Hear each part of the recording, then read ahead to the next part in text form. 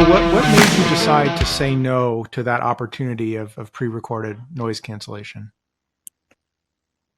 Well, that's a different company. That's the point. Like, that's a different startup. Like, you need to not only have the technology, not only build the product, but you need to then position yourself. You need to market your technology and product in that space. So if you start doing this, like, various positioning in the market, like in people's mind, you will be this mixed thing that they have no idea what's doing, right? This is the key part that especially technical founders are having difficulty to understand, because they think, that technology is super important. Like, once you have the tech, you'll be able to figure things out. But no, actually, it's the positioning problem. As you have traction, the positioning problem starts to prevail as the most important problem right out there. Yeah. I hear that all the time. So we are, a decade or more into the world of hyper personalization, right? And every individual expects all content to be personalized to them. And that includes advertising, right? And so it's not enough to just say, well, we've sliced and diced you by some sort of target. You're you're an office worker, you're a technology company or whatever it is. It is, hey, Eric, you produce podcasts and you're an executive coach and you work on Zoom all day or whatever it is. Like, don't you have this particular problem? Here's a solution that was designed exactly for your use case. And we're coming to expect it now because SaaS has become incredibly fragmented, and there are enough companies that have a narrow enough focus that their messaging is just going to cut through more clear and more personalized to them. So anybody that's trying to attack a broad segment or a broad use case is going to have a really hard time with their messaging actually connecting and resonating with customers. So I'm glad that's your answer. That's what I'm always. Yeah, absolutely. That's basically the definition of positioning, right? Yeah. So people have very small place in their brain for remembering problem and brand name, right? For this problem, there is this brand name, and your job is to be that, occupy the slot in their brain. Like, that's the problem of positioning, and it's extremely hard to do that because people have very small attention span.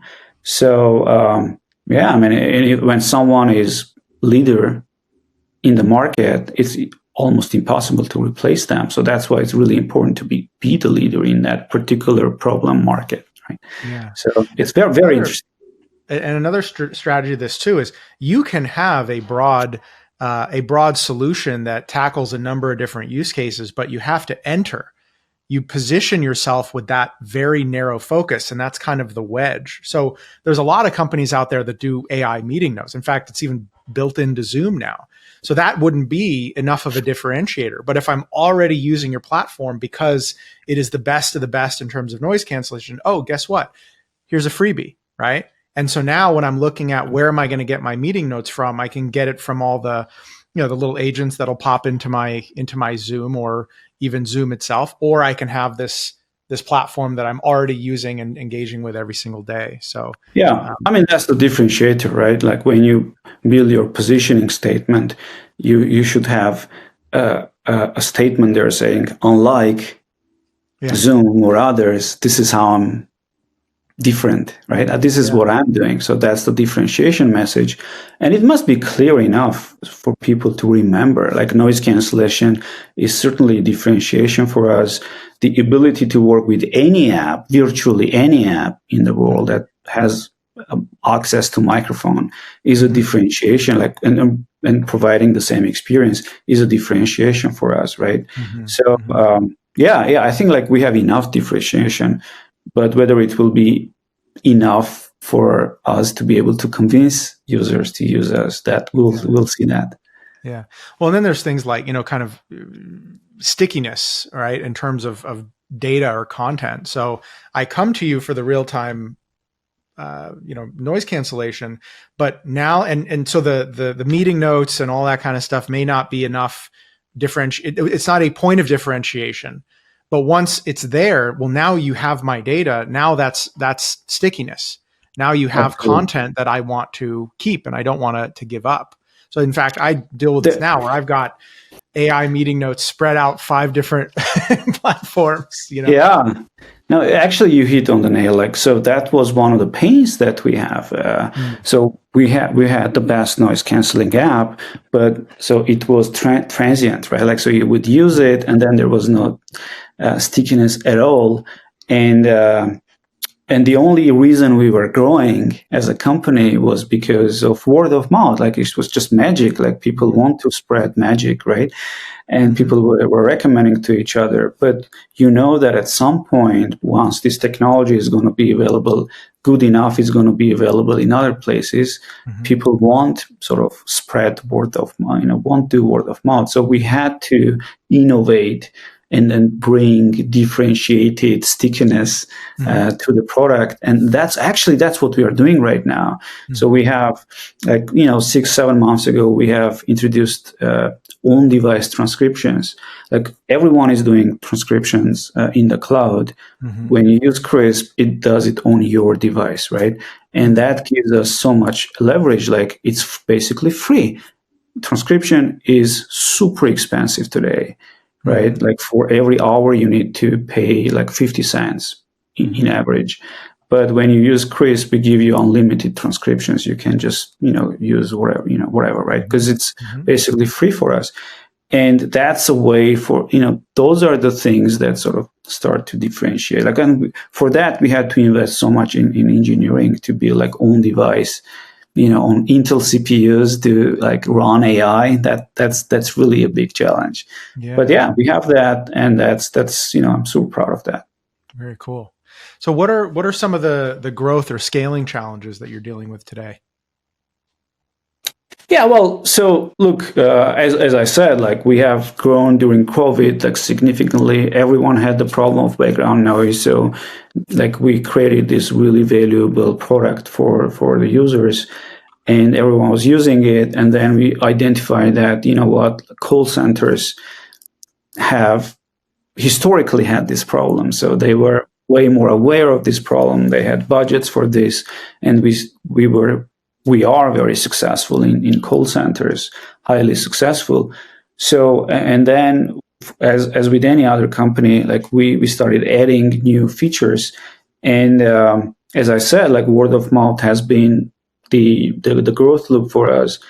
But today we have stickiness. Like, we have this transcription and meeting summary, and we have a big roadmap ahead of us, trying to become this meeting, knowledge software or meeting assistant software for companies, and we are just starting that journey, really. So that's one area that we are focused. The second area, as I told you in the beginning about accent localization, we have a technology that in real time translates your accent or the speaker's accent to the receiver's accent for better comprehension and understanding. Amazing technology, like magical technology, very useful in call center setup, right? So, and that's a pain that exists today. There are budgets for this, So we are entering this sort of market. I hate to put you on the spot, but could you show it to me now? Do you have it hooked up? I'm happy to. For me, like, it won't work for me. So, like, no, it only works for Indian English accent right now. Yeah, it's we're gonna add accents over time, but we are focused on India right now. But I'm happy to send you a video demo if you would like to definitely. play it. Yeah, that's pretty amazing, actually. Yeah. So you've found this it's a new market segment, essentially, right? So you're going after a new market segment. They have a unique set of challenges, and now you're creating more solutions to those challenges. Absolutely. But in a sense, we already are in that market. We have a big presence in call centers, right? And and we are just going to introduce this technology, and we are introducing this technology to our customers, and then we're going to start upselling that in that market. Yeah. So what challenges with respect to growing and scaling your business, whether it's, people or leadership or even process, what are the things that are challenges to you as you're growing the business? Yeah, I think right now we are in a very, very good shape as a company. So we are around 150 people, and we are a very, very balanced company, right, in terms of our skill set, our maturity for our stage, and so on. So I'm super comfortable with where we are. There was a time when we were, and that was during COVID, when there was a lot of growth. We were a bit inexperienced. We grew very quickly, and that's like sort of like 101, like founder 101 problem, right? Don't grow quickly in terms of your team size. So we went through that. I think like all the companies went through that during COVID, and then we realized that we made mistakes. So, and when you grow too quickly, it has impact on your culture. It has, there are a lot of new blood coming to the team, basically, that needs time to adjust to the working principles and values and the culture that you have. Yeah. So we had some struggles down the road, but right now I think we are in a pretty good shape. Like right now. So how did you overcome that? How did you get all of these new people aligned to your culture and values? Yeah, look, like one thing we realized that, and I think this is not new to, like, this is not unique to Krisp, right? Like the industry has been talking about this for a while now, probably for a year now, after the market correction, like all the symptoms or the root causes of this problem. There are many problems, actually. Like one or two I will pick up on is that, look, I'll talk about the root cause, and then I'll talk about like how we got to solve that. So, like one thing is that when you're a very small company, you have a very capable team, and you handpick all the hires, and you know who they are. They're very hands-on and so on. But at some point, I remember like we were around 70, and then the half of the company was reporting to me. The other half was reporting to my co-founder, and then it just wouldn't scale. So we said, like, we need to build a leadership team, right? And so we set out to do that, and that introduces hierarchy, right, into your company. So every layer of hierarchy is an overhead. We need to understand that, right? So, and one thing that we noticed, and this is again not unique to Krisp, I think every company suffers from this, is that when you have like orgs inside your company, and when you say like, okay, you know what, there is a product management org, engineering org, finance org, and so on, your org leaders never come to you and never say, I need less people. Never. They always say we need more people, right? And they justify it very well from their perspective. It makes sense. They justify that with more work to be done, right? And if you are not careful with this, your organization can keep growing, right? And get out of control. I think that's exactly what happened to us. So we encourage this org-based sort of structure, multiple orgs-based structure. And when you do that, it just starts to fire back because your entire company becomes, 10x slower than it used to be. So at some point we sat down and said, like, this is not working, right? We need to verticalize our teams again. Like we need to have self-sufficient teams, and we need to remove hierarchy, like from, the path from myself to any person in the company should not be more than like 3. Like 3 is max, right? So I think many companies have gone through this, and we have done these adjustments as well. And the other thing we realized is that there was a problem with performance, right? So there was a, because of this slow sort of pace of the company that we end up having, we end up hiring people that were not focused on performance, on delivery, this initial sort of culture that we had. So we had to make some adjustments there as well. Yeah. No. So obviously, coming from a big tech background, I know all of the pain of the org chart, right, and the big monolithic divisions and how that plays out in a team. So I was an agile coach actually for many years, and one of the biggest changes that I would try to drive is that the team is the core sort of structure of the business, right, and that it doesn't really matter sort of where they report to in terms of management, that they are autonomous and accountable to themselves. And what that means is that product, design, engineering, QA, even support, that are whatever it is that's connected to that product are a part of the same team, functionally and practically. And that really changes a dynamic, because on one hand, it sort of affects the power structure, but it also affects the collaboration and the camaraderie. When you have a product manager who sits outside of the team, and they are a sort of a stakeholder or a customer to the team, well, then it creates a transactional relationship. I want this from you, go deliver it. And if you don't deliver it on time, you're a bad service provider and I'm going to slap you on the wrist. Meanwhile, the engineers are saying, oh, that was the product manager. They don't know what's going on. And they're all up in their ivory tower and they only come down here into the cave when they want something.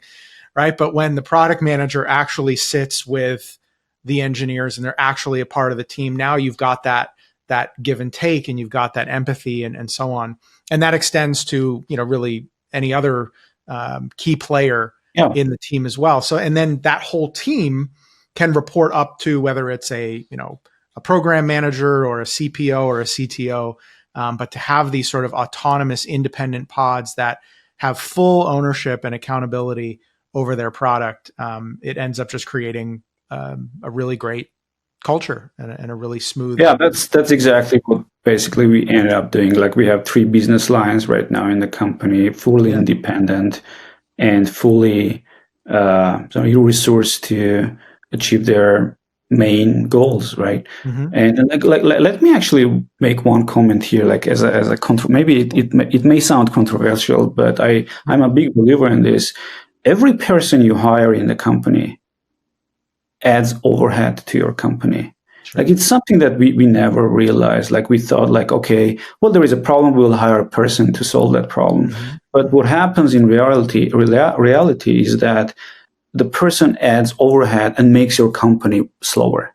Mm-hmm. Usually that's what happens. Unless you hire like the best out of best possible people, which is really, really difficult to do. Yeah.